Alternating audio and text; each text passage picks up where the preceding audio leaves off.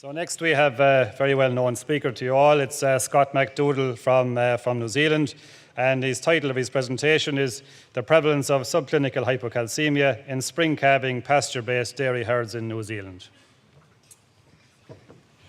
Good morning, and thank you very much. For those of you who are perhaps more perceptive, you can see that the first author in this paper is Katrina Roberts, and I'm certainly not Katrina Roberts. She unfortunately couldn't make it, so I got rung in at the last minute, so bear with me.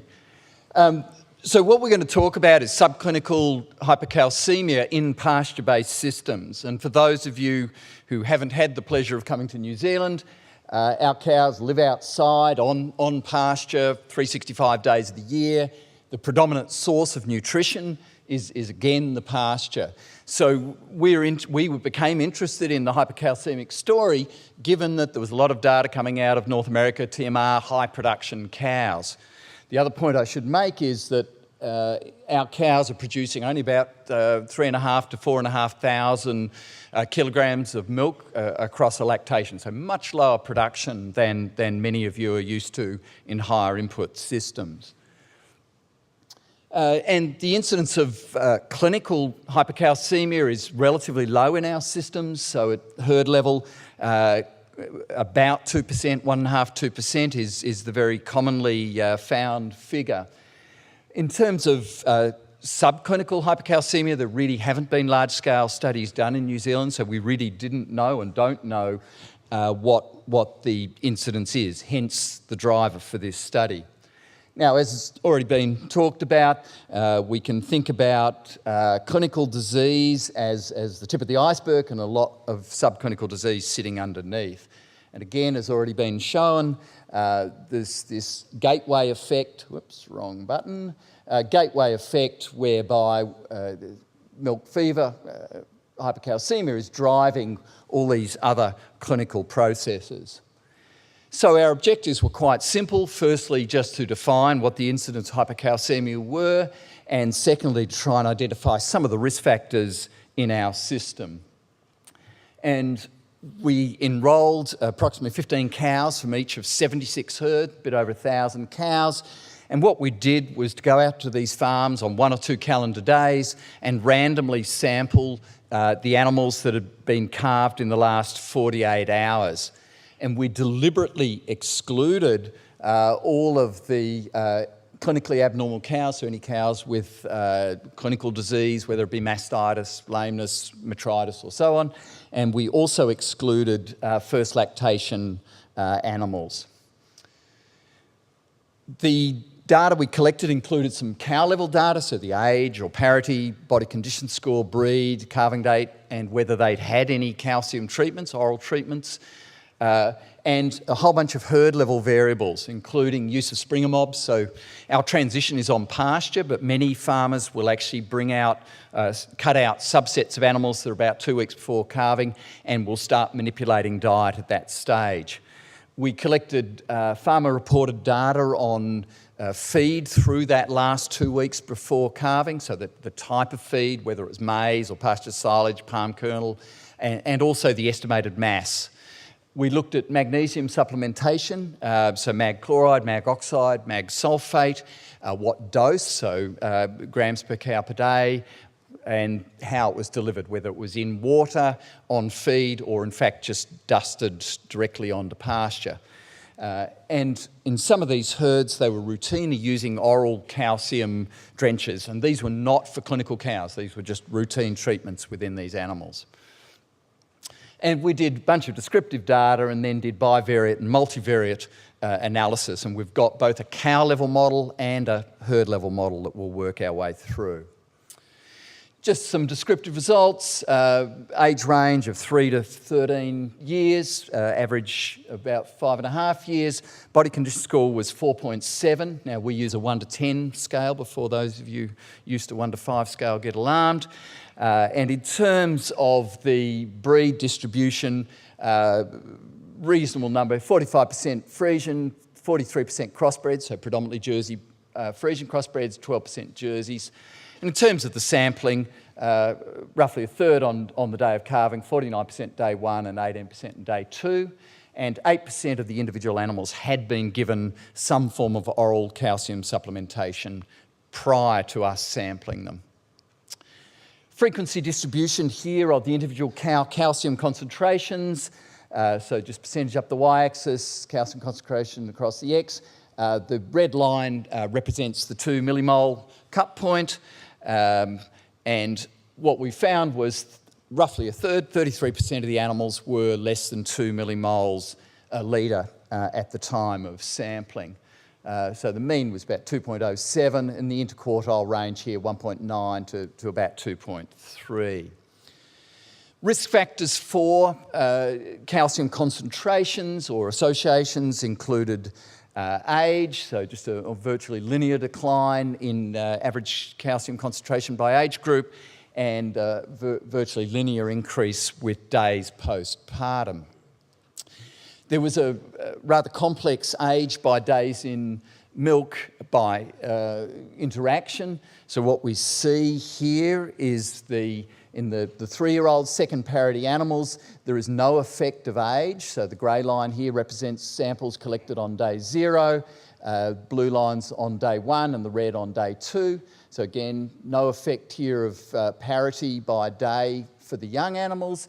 But when we get out for the older animals here, we see this very significant effect whereby with increasing days in milk, the average calcium was increasing. In terms of the proportion of animals that were hypocalcemic, and we've just, in this particular graph, we've just used the 2 millimole a litre cut point, the inverse from the previous slides. So as the age of the animals increases, we see virtually linear increase in the proportion of animals hypocalcemic. So the second parity or 3-year-old animals here, about 15% were hypocalcemic, with over half of the 8-year-old animals. And with days in milk, we see that decline of proportion. Now, turning to herd level, each dot here represents a separate herd, so just herds across the x-axis.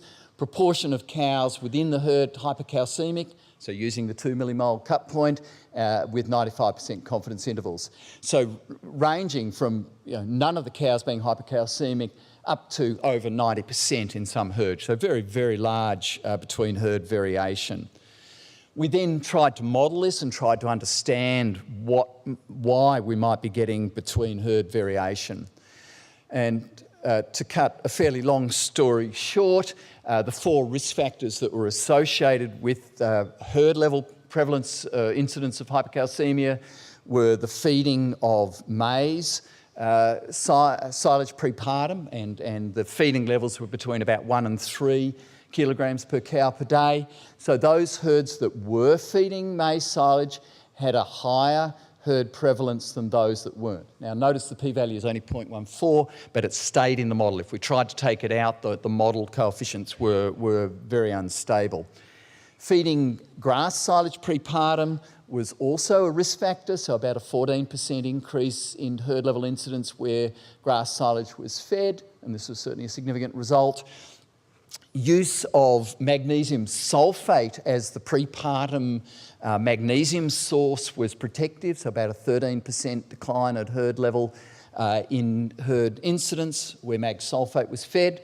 And just to point out that we looked at total elemental magnesium intake, what form, whether it was mag oxide or mag chloride, and in the final model it was only the mag sulfate that was explanatory at all. And then finally, and as you might expect, herds that use calcium supplements postpartum routinely had a lower incidence of hypocalcemia when we bled them, which makes sense. So just to pull that all together, the incidence rate of subclinical hypocalcemia we got was 33%, somewhat higher than we'd anticipated, but interestingly enough, very much in line with the numbers coming out of production systems where the cow production is much, much higher than we see. And not surprisingly, we saw increased incidence with age, decline with days postpartum, and as I've shown you, this enormous between herd variation. And the feeding of silage, whether it be pasture silage or maize silage, was associated with increased risk. Now, the reasons for that are not clear. We didn't do feed analysis, so we don't know, for example, whether those particular silages had a very high potassium concentration, which could be a risk factor in itself. As I mentioned earlier, the mag sulfate was the most protective form of magnesium, and despite modelling different types of magnesium, there were no associations there. And there's been a suggestion from John Roche down our way that there may be an effect of sulphur independent of any effect that it may be having on DCAD. And just to point out that in our systems, because of the pasture-based, the forage-based, all of these diets would have been perhaps plus 300, plus 400 DCAD. So we're nowhere near negative DCADs that people can achieve on TMRs. And just to finish up, I'd like to acknowledge the Hernotis and staff. Lots of work went into this. Our veterinary clinical college who collected the samples, and the funding from both internal sources and from Bayer. And with that, I will stop and take questions if we've got time.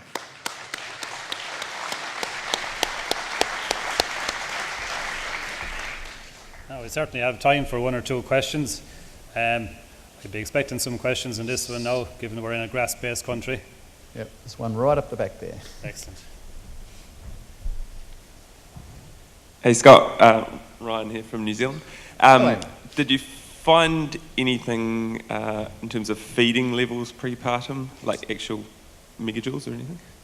Yeah, so good question. We got the farmer-reported feed intakes, and we modelled at a dry matter intake level, and that's all we had.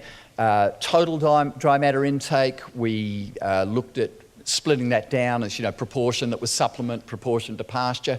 None of those variables were associated. It didn't seem to matter whether they were feeding, 8, 10 or 12 kilos total dry matter intake, and it didn't seem to matter the ratio of, silage to pasture.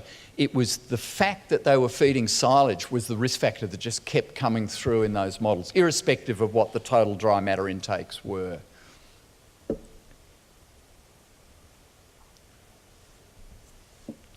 Another question down there as well. Scott Finbar-Mulligan from UCD. For the prepartum diets that didn't have silage, what did they have in them? So basically, all sorts of combinations, as you can imagine, Finbar. Majority of them were pasture-based with, 1 to 2 kilos of palm kernel was probably the second, well, the most common diet that did not include silage. But I can take you through to the breakdown if you want to go into that detail offline, because it'd take us forever to work our way through all the combinations that were there.